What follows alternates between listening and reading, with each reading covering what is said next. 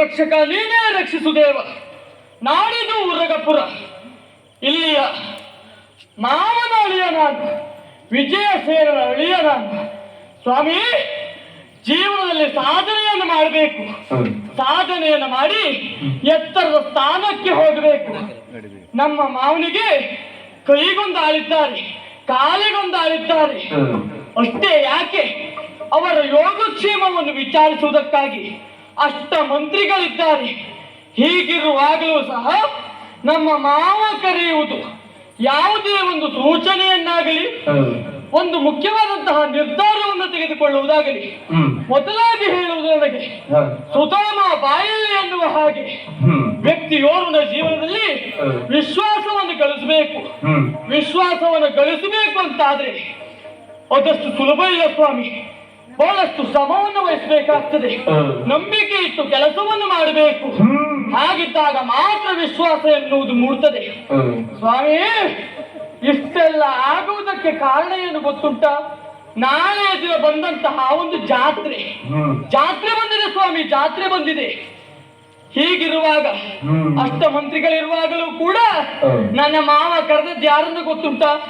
ಸುಧಾಮ ಬಾಯಿ ಎನ್ನುವ ಹಾಗೆ ಜಾತ್ರೆ ವ್ಯವಸ್ಥೆಯನ್ನು ನೀನು ನೋಡಿಕೊಳ್ಳಬೇಕೆಂಬುದಾಗಿ ಹೇಳಿದ.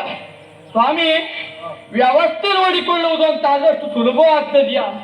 ಒಂದು ಕಾರ್ಯಕ್ರಮವನ್ನು ಆಯೋಜನೆ ಮಾಡಬೇಕು ಅಂತಾದ್ರೆ ಅಷ್ಟು ಸುಲಭ ಇಲ್ಲ. ಬಹಳಷ್ಟು ಶ್ರಮವನ್ನು ವಹಿಸಬೇಕಾಗ್ತದೆ. ಅಂತದ್ರಲ್ಲಿ ಜಾತ್ರೆ ಸಾಮಾನ್ಯ ವಿಚಾರವ? ಕೇವಲ ಒಬ್ಬರಿಬ್ಬರು ಸೇರ್ತಾರ?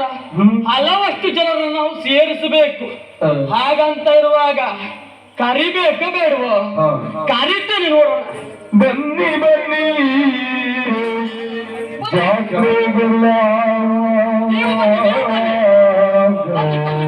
ಬನ್ನಿ, ಎಲ್ಲ ಒಂದಾಗಿ ಬನ್ನಿ. ಸೊಗಗನು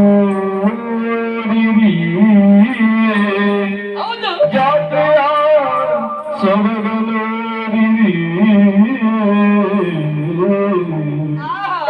ಬನ್ನಿ ಬನ್ನಿ ಜಾತ್ರೆಗೆಲ್ಲ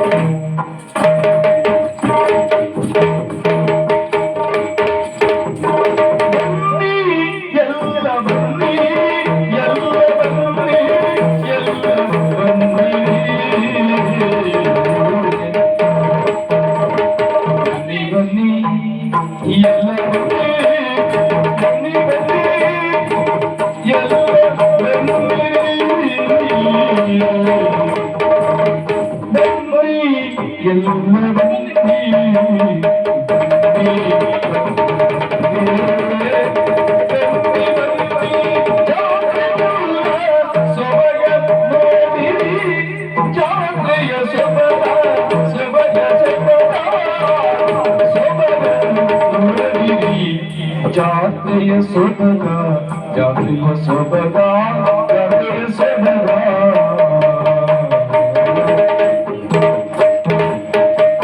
ಎನ್ನು